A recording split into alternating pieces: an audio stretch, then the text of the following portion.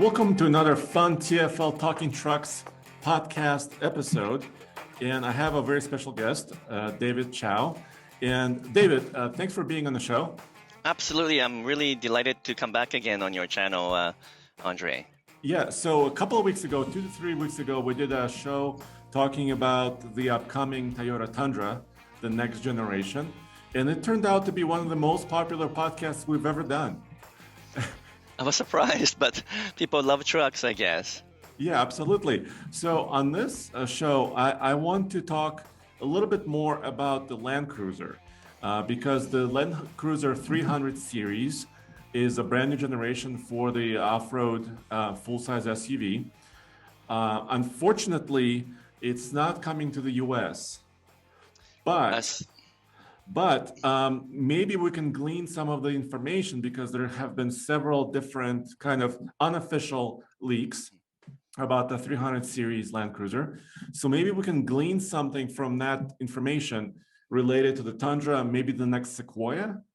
Yes, absolutely. Yeah. Plus, I mean, of course, we're going to still get the Lexus LX, which is going to be based very closely to the Land Cruiser. And who knows if there is enough outcry from everyone, they might still bring the new Land Cruiser back, right? So, but definitely the new the new TNGA-F platform that's being used on the Land Cruiser is the exact same platform with some modification for Tundra. And of course, Tundra shares a close relationship with the Sequoia. So there's a lot that we can learn from the Land Cruiser spec and information that will then, kind of move over to the Tundra and also to Sequoia.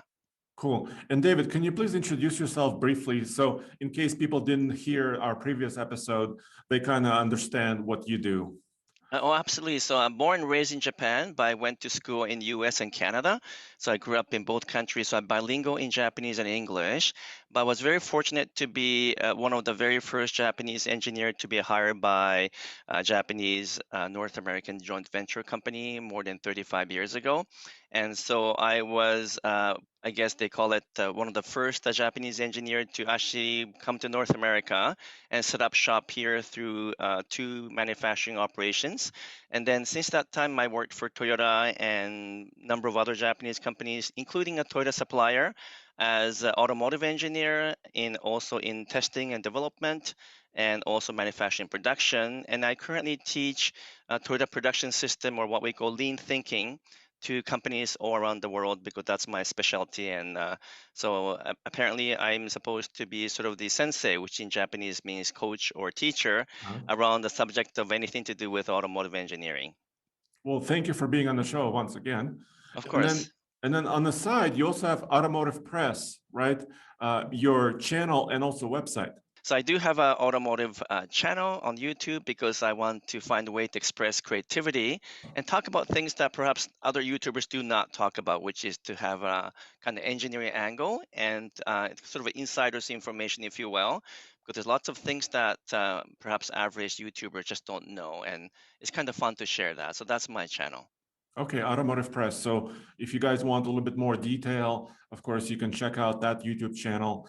And of course, you can find TFL Talking Trucks podcast anywhere on podcast, Apple Podcast, and the rest of the platforms. And of course, on YouTube here in video format as well. You can find us on TFL Talk channel. So let's hit it right off the bat. So what do we know about the 300 series, the next generation Land Cruiser?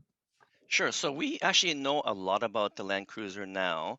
It was supposed to be launched in May in Japan, but it's got pushed back due to chip shortage and COVID situation. But unofficially, what we're hearing now is July 1st is the actual first introduction of the what we call the 300 series Land Cruiser. And that's for the gasoline engine. And then a couple weeks later, July 19th is for the diesel turbo version. And then there's going to be some kind of celebration for August, because that's the official 70th anniversary timing for the Land Cruiser.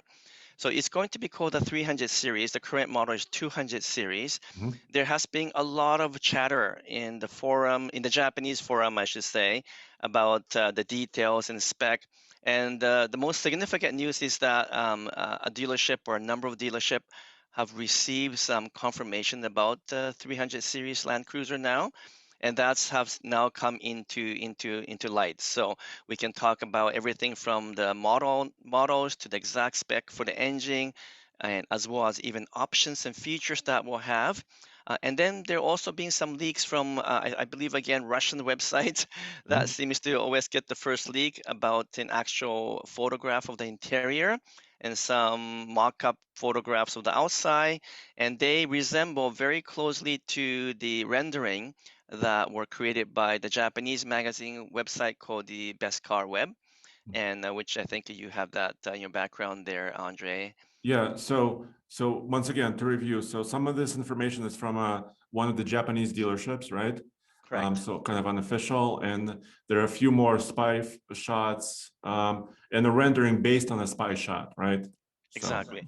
And yeah, there's about, I don't know, maybe 30, 40 different rendering out there about the Land Cruiser 300. And I can tell you exactly which one is accurate and which one is not accurate based on what I heard and also what I've seen. So the one that I've sent to you, Andre, are I think the two of the most accurate ones. yeah, and this is bestcarweb.jp, correct?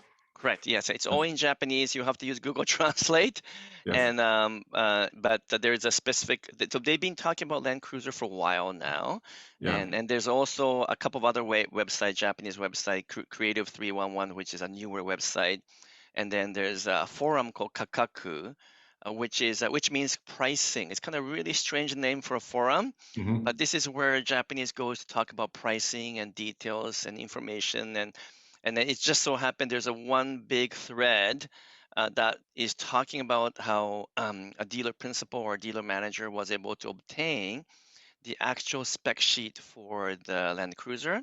And so that's in Japanese, but we did translate that into English, and so we can share that to the viewers as well. And I know some people always wonder, are these legit? Well, what I did was I looked at the Japanese spec sheet, and the font they use is the font they normally use in Toyota documentation. Mhm. Again, because I worked for Toyota, there's lots of familiarity there, and so I can confirm that is correct and looks legit to me. Okay, so let's start. So the next Land Cruiser, still body and frame, right? Obviously, Yes, yes. TNGA-F platform. But you last show you told me that this platform is more than a platform. It's kind of a methodology, right? Right. For So building. correct. Yes, yeah. So Toyota is a very smart company. As you know, they're a business company first, more so than engineering company like Honda. But TNGA, which stands for Toyota New Global Architecture, originally referred to a series of new platform and new frame design they came up with that has a more strengthened rigidity, a better structural design, a lower center of gravity, a higher pivot point or higher visibility, and also much easier manufacturing process. So the whole thing was designed to lower cost, increase rigidity, which increases handling capability, and to make the whole program cheaper and easier to produce. But then I suppose within Toyota, they decided that it's more than just about the platform, that it needs to be extended to talk about the entire process. So traditionally, how car companies design and build cars are very awkward. You know, there's a series of design, engineering, manufacturing gets involved, then they have suppliers are all involved in the beginning, and the whole process can take, as you know, 4 to 6 years to design and build a brand new model. Mhm. And so there has been tremendous interest within Toyota to shorten that, because obviously what we call fast to market concept, the faster you can get to the market, the obviously the more competitive you are. So when they looked at the TNGA methodology, they said, wait a minute, we can find a way to collaborate and coexist with different suppliers, with different groups of engineers, so that design engineers and manufacturing engineers are suddenly in the same room, these days virtually, but Mhm. same room, and co-develop and discussing, collaborating the topics. So by changing this method, we call this method OBEYA, OBEYA. It's a Japanese term that means large room. So like in a large room, all these key personnel are in the room discussing together, so they can shorten the discussion time. And now OBEYA concept has become a worldwide business concept actually. But so So they're now referring to TNGA as not just a platform on which the trucks and cars are built, but the entire methodology of designing, creating, and building and delivering cars to the customer. And so there's a lot of confusion out there. People refer to TNGA as both the platform and perhaps the approach also, but it's one in the same. It's Mhm. referring to both. And the reason why there's a dash F, TNGA dash F, is because there's also the TNGA dash, K and dash L. There's different models. They refer to a different sizing for different types of cars. So, I think that the Lexus LC and the LS is on TNGA-L platform, and Mhm. the new upcoming electric cars are E-TNGA. So they're still using the word TNGA, but they're actually completely different platform I altogether. gotcha. But important thing to note is that Land Cruiser's TNGA-F platform is going to be sharing that same platform and the frame with Tundra and also with the upcoming Lexus LX, and then subsequently the Sequoia, and then eventually actually going all the way to Tacoma. So that will also use a shortened version of the TNGA-F platform. So everything that we learned from the Land Cruiser platform that same thinking process can be applied to the other models coming up. Cool. And do you think Forerunner is also part of that Oh, yes, potentially? that's correct. Yes, yeah. So Forerunner is, as most people know, closely related to Lexus GX, Hmm. which in Japan is called the Toyota Land Cruiser Prado. Hmm. Right? So it's very confusing for us in North America. But Yeah. so that also shares a TNGA F platform, very closely related to the Toyota Land Cruiser Prado, Yeah. which also is related indirectly to Land Cruiser and therefore Tundra and Sequoia. Yeah. So let's talk about this 300 series. So what we know, I've read on some of these unofficial information that the next generation Land Cruiser will be about the same size as the current one. Is that what you have seen also? No, actually, it's going to be slightly bigger. Now, there is like 4 or 5 different trim levels from GX, which is entry level, all the way to ZX, which is a flagship model. And then on the side, there is going to be a GR model. Hmm. And depending on which model you pick, they're 10, plus or minus 10 millimeter from each other.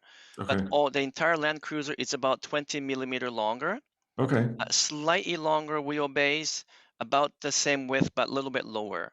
Okay. I think the current Land Cruiser is too high for some garage, I believe, so they're going to lower it slightly. But and it's also about 200 kilogram lighter because they're going to use a lot more aluminum throughout the car bodies. Okay. So that's about what, 440 pounds lighter, Two times or by 2.2, so roughly, yes, that's correct. Yes. yeah, and okay, so that's well, it's good about savings of weight. That's always great. And then also the sizing doesn't sound like it's changing too much. Maybe half an Not inch here, half an not inch too there. much. Yeah, Correct. Yeah, not a huge change in sizing, and also, but of course, it's a big change in the components to do with engine and transmission, and even some of the overdrive versions and so forth are all kind of slightly being changed. And it's also lighter because we're moving from V8 to a six-cylinder twin turbo engine, yeah. which is probably the So biggest news. yeah, totally. So let's kind of put the turbo diesel on the side, right? Sure. Because there's also some information that turbo diesel will be available in other markets, right? Correct. So let's look at the twin turbo V6, the gas engine. Yes. That is interesting to us. Sure. So the turbo diesel displays 3,444 cc. So it's officially a 3.4 liter engine. That's the In gas engine. That's the gas Yeah, engine, yes. But I don't know why, but it's marketed as a 3.5 by because Lexus. bigger is always Bigger is better. better. Bigger. The number on the car's outside, the emblem never matches the engine size anymore these days. But Yes. anyway, so that I'll just call it 3.4 for now. The 3.4 is a twin turbo engine. It's called the model number is V35-FTS. It's exact same model number as the engine used in Lexus LS currently. And recently, about a few weeks ago, I went and actually drove the Lexus LS with that exact same engine because Mhm. I really wanted to know how that engine feels. Granted, of course, it's going to be tuned differently for truck purposes, but there's only so much engineers can hide when it comes to engine performance and character. So by kind of reading between the lines, I can drive the Lexus LS, ignore the handling, ignore the suspension, and I can feel whether or not the engine will be sufficient for a Tundra, or in this case a Land Cruiser use. So I did get a pretty good insight into that. But anyway, in terms of the spec, is supposed to be, so in the Lexus LS it's 420 horsepower. We have heard from a Japanese site that it's also 420 horsepower for Land Cruiser, but I believe that's a metric horsepower, and there is about 1.5% difference in the way they measure horsepower in a metric versus what we call the SAE rating. Yeah. They call it PS rating. So, and then it's very confusing because SAE has many different ways to measure horsepower. But anyways, so I think it's probably closer to like 410. My guess is that it'll be between 400 and 410 horsepower And for that's the Land Cruiser. this is for the Land Cruiser, but that's our guess for That's our now. guess, correct? Yes, yeah. They're claiming 420 in Japan for Land Cruiser. I believe that's a PS, the metric rating, not the rating that we normally use here. And they're also claiming 434 foot-pounds of torque. And so that sounds about right to me, but they might raise that for truck purposes and lower the horsepower, which is typically what they do. But the basic components of engine is not going to change. And people keep telling me that, hey, they have to change substantially for a truck. Actually, that isn't the case. The engine can stay very, very intact. It's the other stuff that has to change oftentimes, all the components that's attached to the engine. But the basic configuration of the engine wouldn't change because the design is already there. So, and that should be mated to a 10-speed automatic. Earlier, like maybe last year, they were talking about 6-speed transmission, but that's not the case. It's confirmed already to be a 10-speed automatic. So, and again, that makes sense because Toyota would not take a different transmission and mate it to engine that has not been mated before. And so Lexus LS is the 3.4 with 10 speeds. So they're going to keep that same configuration, right, for Land Cruiser. So it makes sense to me. Understood. And obviously, I mean, when looking at the current Land Cruiser and of course the Tundra, I know, I mean, Toyota has, they pay attention to all the components, right? The differential and the axles, and of course that's going to be different for the truck, absolutely. But Right. and the brakes, right? All that stuff will be, of course, made for truck duty. Exactly. But again, we can't compare the Lexus LS to Tundra or Land Cruiser, but the Land Cruiser, which none of us have driven, of course, and the Tundra should be much closer than it used to be.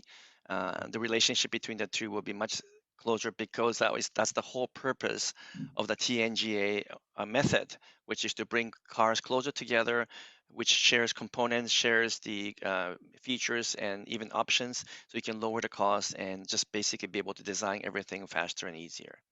Okay, so you mentioned there was a little table that I guess maybe one of the dealers had leaked that had the trim levels, right?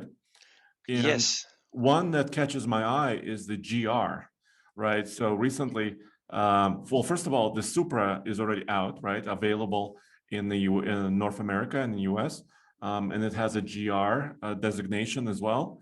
And now they just announced the GR86, the next 86 sports car. Yes. And now it looks like the Land Cruiser may have a GR. So can you explain the GR Gazoo Racing? What is that? Sure, absolutely, sure. So, well, first of all, I have a GR Supra, so I really do appreciate anything to do with GR. But there is a huge misconception about what Gazoo Racing is, because there's also TRD, right, which is Toyota Racing Development. So Gazoo actually means like when going all the way back, it used to stand for visualization of things. So when it was never sort of directly related to sports cars before, but over the years, in-house in terms of Toyota Japan, decided to develop this racing arm called Gazoo Racing, and it was very much pushed by Akio Toyoda, the current president. I've had a privilege to meet him about, I don't know, a dozen times over the years, and he keeps talking about how Toyota needs to become a performance brand, or at least partially performance brand. And so he's been pushing Gazoo Racing for a while. But what people don't realize is that here in North America, we have the GR Supra and soon to come GR86, and then we have the GR Yaris for rest of the world. So those are true high performance models. But under the Gazoo Racing umbrella, they also have GR Sport, and then they also have a GRMN in addition to GR. So the GR models are the true sports versions, again, like the Supra, Yaris, and the 86. But GR Sport is mostly cosmetic with some suspension tuning. So it's kind of like the Audi S line, or you can get with the BMW, you can get not M3, but sort of the M Sport. M Yeah. Sport, they call Yeah. it, yes. So, and then now even Lexus has F Sport, right? So it kind of means like a lighter version of the sport.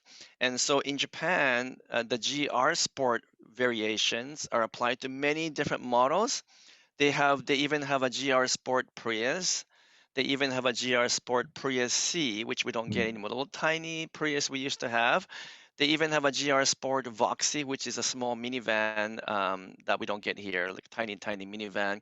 And there's even a GR Sport version of the CHR. So these are clearly not high performance model, but an existing model with a different suspension tuning, different tires and wheels, maybe lowered a little bit, and obviously a different cosmetic changes. And that's the GR. That's why it's called GR-S. The S stands for sport. So the Land Cruiser GR is not a GR model. It's a GR Sport model. So it is mostly cosmetic. There is another rendering from Best Car Web that shows the potential design for the GR-S. And it's again mostly cosmetic. It looks cool, darkened, grills and trims and lowered stands and bigger wheels and blacked out things. So it looks cool, and it probably interior they'll have red stitching or blue stitching these days, and so forth. But it's not a high performance model. They are actually, so I do have the spec of the GR-S in front of me, and they're basically equipping it like a flagship. ZX, which is the full luxury flagship model, but they're taking some stuff out. So they're trying to make it lighter, for example. So I think it's missing, like, for example, the whole moonroof is now a delete option on that model, for example, and it uses 18-inch wheels instead of 20-inch wheels on the ZX. And it uses KDSS suspension instead of the adaptive suspension. So they're trying to make the GR Sport version kind of simpler, lighter, more performance-minded version. So there is some tuning to do with that. And then in Japan, it'll be available both in the gas version and the diesel version. So, and this is for Japanese market specifically. Japanese right? market, correct. Right. So I think, I mean, if we're kind of reading between the lines, obviously the Tundra, the North American Tundra, may have completely different trim levels, right? Completely Correct. different methodology. It'll probably stay with TRD, right? Because that's the name that associated with the truck, I think, and not so much as a passenger car.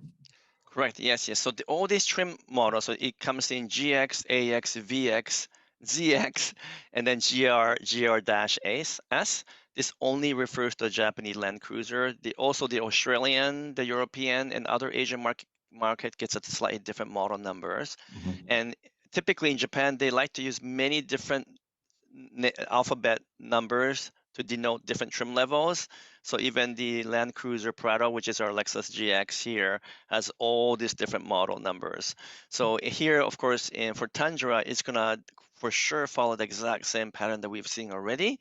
So there'll be SR, SR5, and TRD Off-Road, TRD Sport, and eventually TRD Pro, of course, and probably Limited and Platinum. And I don't think we're going to get the 1794 anymore. But so I think the typical naming will stay for North America for Tundra. I don't think they'll change that. I gotcha. What have you heard about the 1794? What's going on there? Okay, so yeah, so nothing official there, but as you know, because 1794 is, I mean, it's basically identical to Limited with, as you know, more of a sort of brown color interior and some different emblems and so forth. It's almost identical, but it hasn't been selling too well if you look at the numbers. And Toyota is at a heart. Yes, they're very innovative, but they're economic company, right? They calculate everything on economy of things. So if something is not selling, they'll just take it out, the way they did Okay. with FJ Cruiser. I don't think 1794 will stay. It doesn't. I don't think it stays with the theme of the new twin turbo and then down the road a hybrid Tundra. I don't think that theme kind of goes with it. So my guess is that you'll be dropped. I see, but that's just a guess for now. Okay, That's I just got guess you. for now. I get you. So let's talk about a little bit of the chassis, I guess, on this Land Cruiser. So because we've seen some spy shots of the Tundra, right, the prototype, and we saw that the Tundra with the coil springs, and also a very interesting exhaust system, right, that goes on the driver's side. So what do we know about kind of some of the suspension Sure. components? Sure. So in terms of suspension, it's definitely moving to coil spring for sure. So that's what's happening with Land Cruiser, and clearly that's what's happening with Tundra, because I think you guys show the a video or photo of the underneath, and it showed the coil spring. So for sure, we're moving toward that direction. But people are puzzled because the gas tank and the exhaust is on the opposite side from a normal application. Mhm. So what you guys saw showed exhaust on the driver's side instead of passenger side. And the reason why, for those people who don't know why this is important, is traditionally it's always on, if it's going to come out on the side versus the back, it's always on the passenger side, because for many practical reasons, you don't really want the gas tank to be on the same side as exhaust, because if you're filling up and it drips and it catches fire, for example. Mhm. And also if you're in the winter areas, you don't want the snow plow to come through the way and it splashes the snow and it plugs the exhaust. So there's many reasons why the exhaust has to be on the passenger side or the curb side for North American application. Sometimes that's not the case, but I think almost every car is that way, or it's pointing at the back, of course. Yeah. And so that was a very strange thing, because the Tundra is clearly not marketed for other markets. I shouldn't say that, but as far as I know, it's really North American product. So why is it on the wrong side of the truck? So Mhm. my suspicion is that that prototype that we saw was what early prototype, not all that close to the production model. And it's another evident that Land Cruiser and the Tundra is going to be very closely related to each other. So I think when they were doing the what we call the prototype testing or mule testing, they probably took the body of the Tundra and placed it on top of the Land Cruiser frame. And so the architecture underneath, which includes the frame, includes the transmission, the suspension, the engine, that's all attached to the frame, right? They're not attached to the body. Mhm. So, and then it's like a skateboard, right? Just like an electric car, and you attach the body on top. So Mhm. I suspect that they were using a Land Cruiser style or Land Cruiser derived frame with gas tank and everything all intact, and they placed the Tundra body on top for testing purposes only. Mhm. And so I really doubt that will stay for North American market, unless there is a right-handed Tundra they're designing for some other markets, and they're happening to test that here in North America. That's also possible. So that's the sort of backdrop to that gas tank and exhaust story. I gotcha. Yeah, so I recently test drove a current Tundra, the 2021, and I also compared it closely to the new F-150, the 2021 Ford Yes. truck. And one thing that became really evident is that the Tundra I was driving was a limited nightshade edition, which is pretty Mhm. cool looking. But the payload numbers and the towing numbers were much lower than a comparable Ford, for Mhm. example.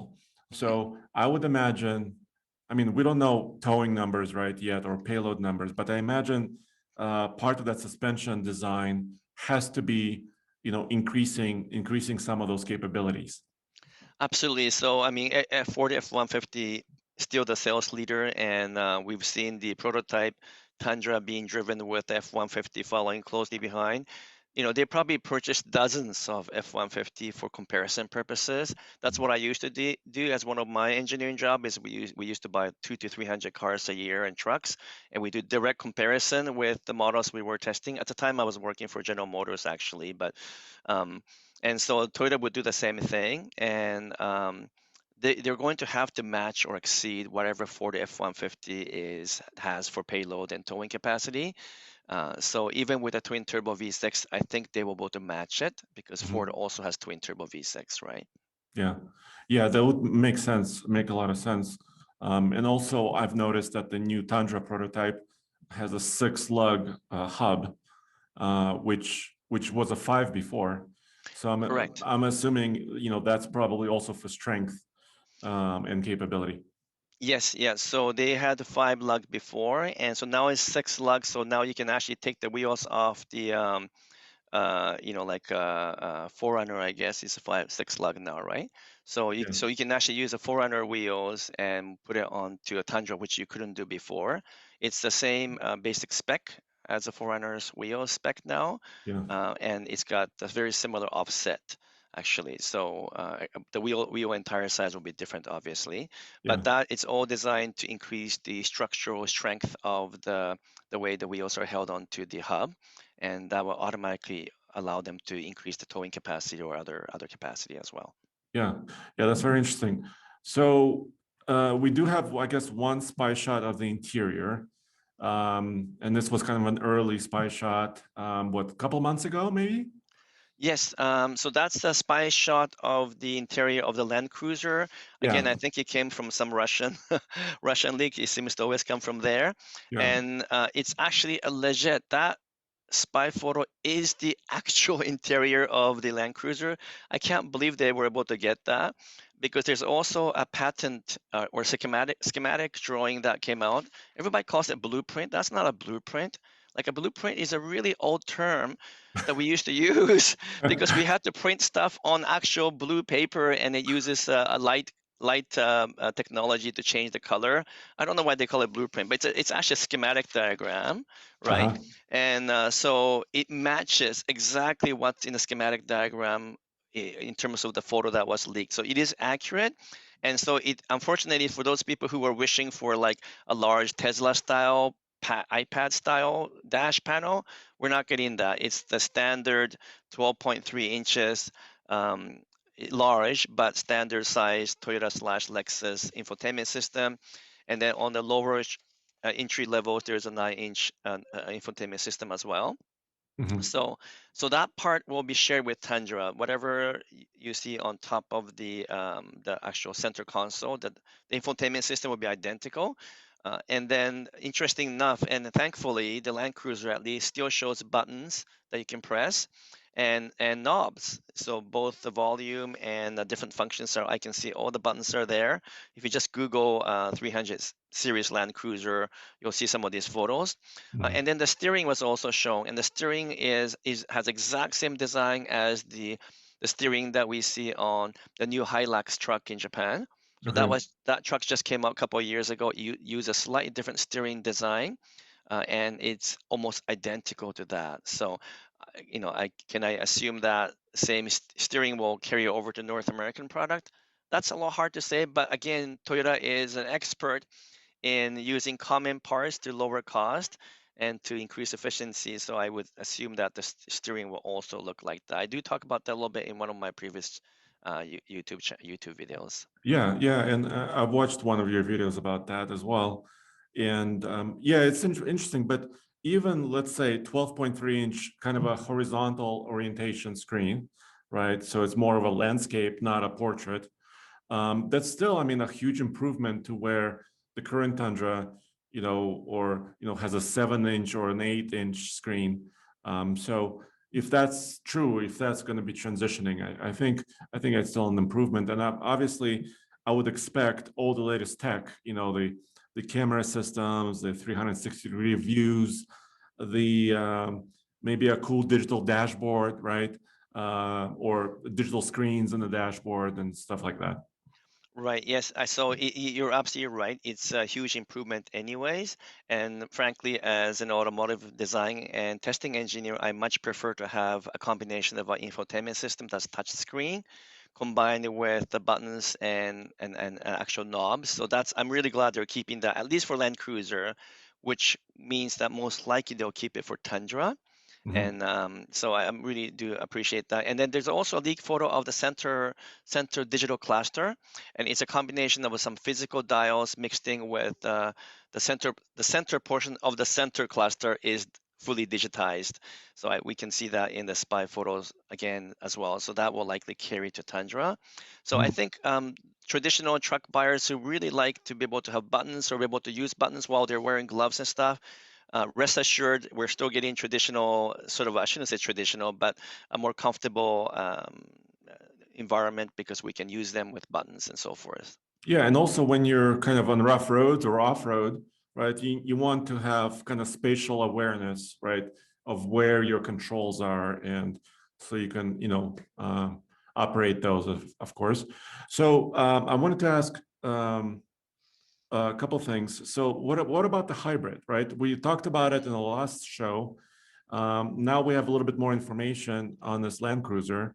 Everybody says hybrid, hybrid, hybrid, hybrid. So what's happening with the hybrid? There's not much mention of it right now. Right. So in terms of the 300 series Land Cruiser, the hybrid is not coming out in July. It has been officially postponed.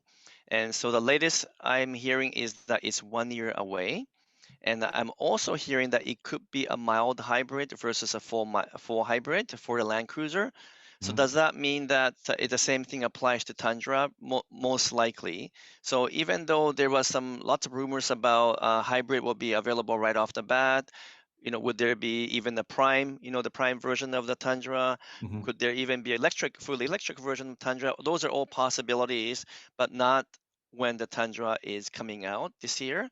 By the way, I did hear some very reputable rumor that it will be released on June 17th to dealership personnel first, Mhm. and then probably a couple of weeks later to the public. So it's coming very soon. Hopefully, we can't wait Yes. anymore.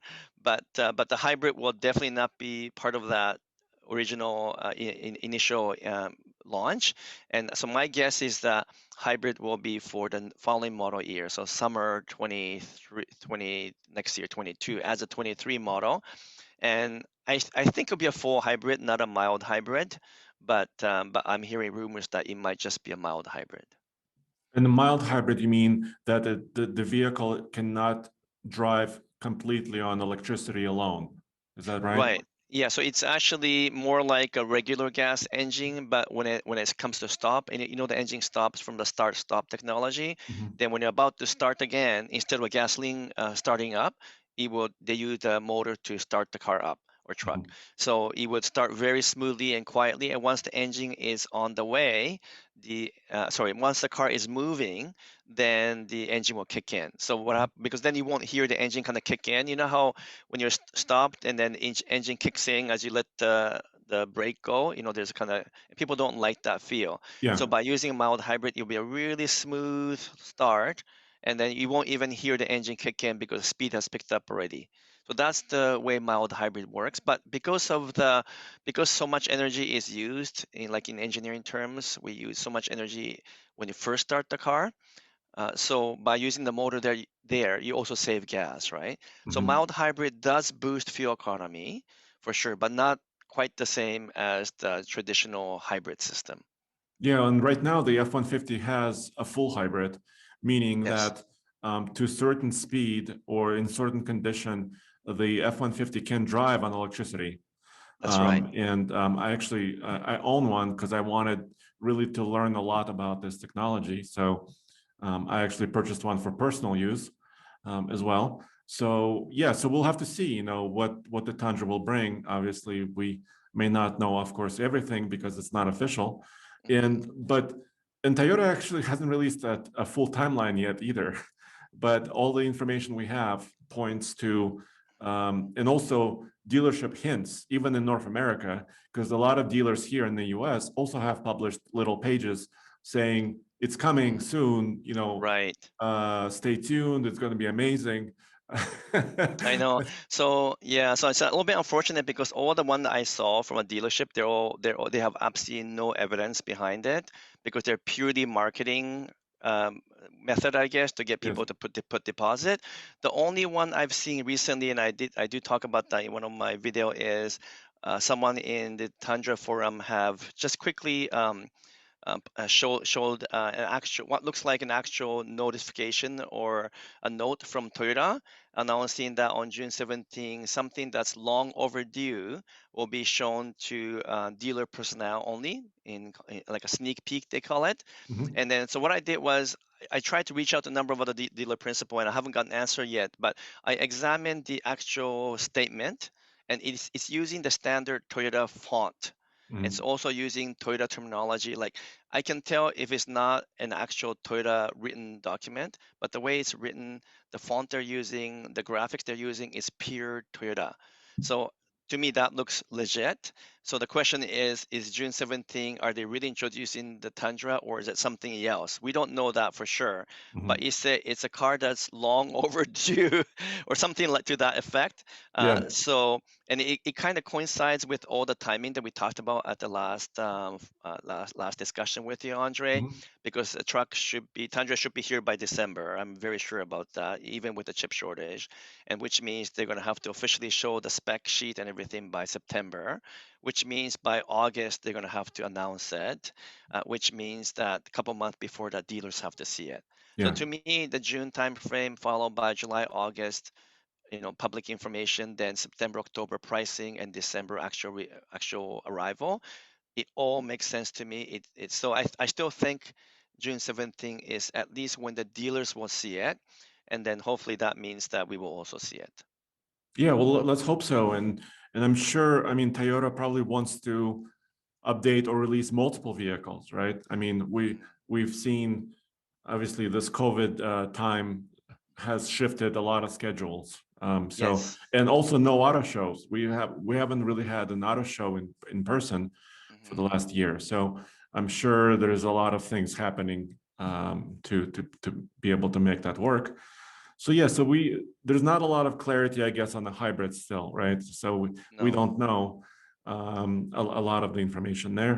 I, And then so Andre, yeah, I do think that just to clarify that part, I think it will be a twin turbo V6 hybrid. Not so right now within the Toyota family, there's no twin turbo V6 hybrid. It's only the 3.5 liter V6 hybrid on the Lexus LS, and then the standard RAV4 type Venza type four-cylinder hybrid. mhm. So, but I believe for the Tundra and the Land Cruiser, it will be the twin turbo V6 engine made it to the hybrid system. So that is new for Toyota, and I think that's why it's taking a little bit longer than expected. Yeah, that makes sense. I mean, they do want to compete, right? Ford has a similar twin turbo hybrid, V6 Exactly. hybrid. So if Toyota really wants to take the fight, so that kind of makes sense to me. Yeah, and it also makes sense why it takes longer because it's a new engine configuration, right? Exactly. Yes. So and also last time you mentioned, so you don't think the TRD Pro will be right off the bat. You think the Right. TRD Pro Tundra potentially could take longer.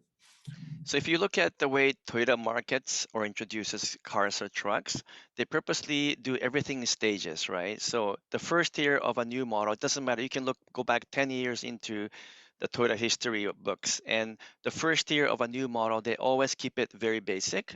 And then every year they have a new trim or new model they introduce or new features to try to entice the customer to come back. Mhm. So if you look at things like Nightshade, the what's the other model they Trail the edition. Trail Edition were Yeah. all introduced toward the latter part of the life cycle to try to get sales to pick up, even though the models are getting older and older. And if you look at the beginning of the model introduction, they don't ever bring the fastest or most expensive or the most desirable version in the first year. So my guess is that TRD Pro is going to be 1 year later, and that one will likely have the twin turbo hybrid because they have to have a way to distinguish the TRD Pro and the twin turbo hybrid. If it's the twin turbo from the Lexus LS together with a new hybrid system, then it will have more power than the engine by itself. So Mhm. it kind of makes sense to me that they will put that engine on the most expensive, highest performing model. Mhm. So that's my guess. But who knows? They could surprise me, but I really doubt TRD Pro will show up this fall. Yeah, and also we mentioned the Lexus LX, right, briefly, but that's also coming, right? So Mhm. and it will share a lot of the components with the Land Cruiser, obviously. Um, Right. yeah, That one, yeah, so that one is supposed to be, so Land Cruiser is July introduction. I'm hearing that LX will be December timing, maybe even early 22. But the big question is, would the Lexus LX still carry a V8 engine of some sort? Would it be the twin turbo V8 that sometime we hear about? And so I'm hearing more and more that it will be a twin turbo V8 versus the twin turbo V6 in Land really, Cruiser. Yeah, to distinguish the two even more than it used to be. They want the two models to be more further apart than it used to be, because obviously, as you know, the older models are too closely aligned together. And so I think that's still a possibility. I'm a little bit doubtful, but I don't think they will have the exact same engine as a Land Cruiser, because they keep saying they need to distinguish the LX more. So that's we'll have to wait and see on that one. I think there's yeah. still not there's no one has seen any leaked photo of the Lexus LX. So surprisingly, there's nothing out there, and maybe it's a bit too early because it's not coming out for another, who knows, almost a year, I think, right? Not even the Russian website has it. Not even the Russian website. No, Exactly. no. But also, I'm thinking, and related to what I've heard Lexus say before, is that their interiors will be quite differentiated as well, right? Because Yes. they want their interiors to be, the most high tech and the most, luxurious possible. So, I mean, with all these car companies introducing bigger and bigger panels with two or three panels placed together, like in the current, the new Mercedes electric car we just saw. So, Mm. I don't think they will ever go that far. Toyota is very conservative, right? But certainly they'll have to do more than what we are seeing in the Land Cruiser, because it's just a 12.3-inch panel. I wouldn't be surprised if that's extended in much the same way they're trying to do with other concept cars. So, but again, no Russian or any other leaked photos yet on LX. Maybe Okay. we'll see that in a few months' time.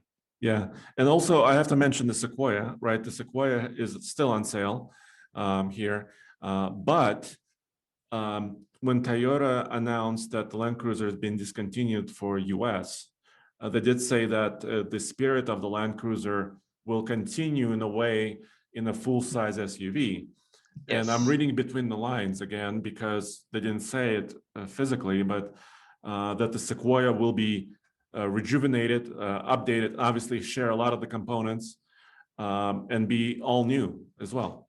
Yes, yes. So if you look at all of the Toyota different models, they do what we call the kind of market segmentation, which is to try to figure out which model fits into which part of the market, and they try to fill the hole, right? Whenever there's a little hole.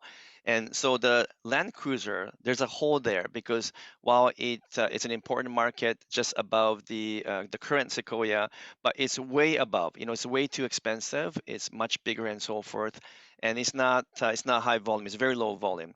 So I think it makes so much sense in terms of engineering and marketing, even to remove the Land Cruiser. So first of all, there's a bigger differentiation with the LX, and then fill that with an upgraded Sequoia, and update the Sequoia to the point it's come closer to the old Land Cruiser. So it's more capable, much more modern, perhaps maybe even better looking than the Land Cruiser, and then it will fill that void between what used to be where the Land Cruiser used to fill in, but just below it, Mhm. because the Sequoia has to have a lower price point than Land Cruiser.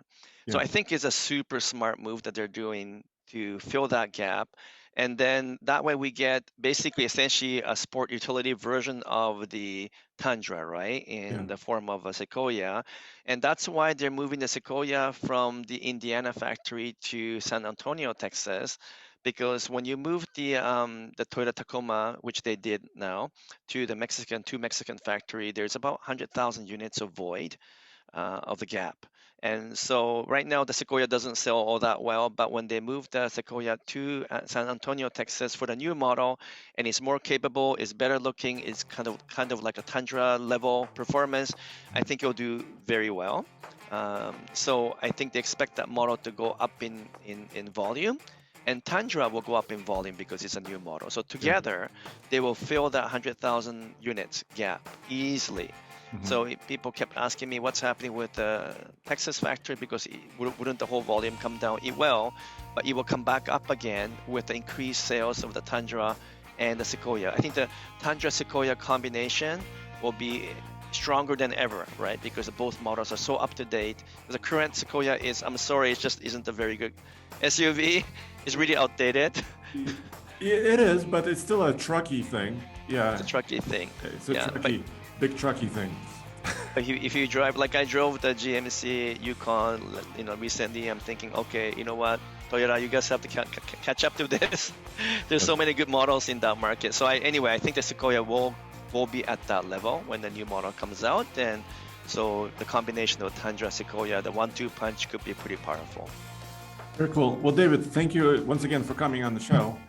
And of course, there's a lot more action happening. So I think in about a month, probably more, we can get back together and talk a little bit more on some other models, right? Absolutely, and there might be more Russian leaks by that time, right? Oh, no. Okay. All right. Anyways, thank you so much, Andre. Great fun to be with you, and good luck, everyone. And looking forward to seeing you guys in your channel and my channel. Great. Thank you very much, David. Thank you.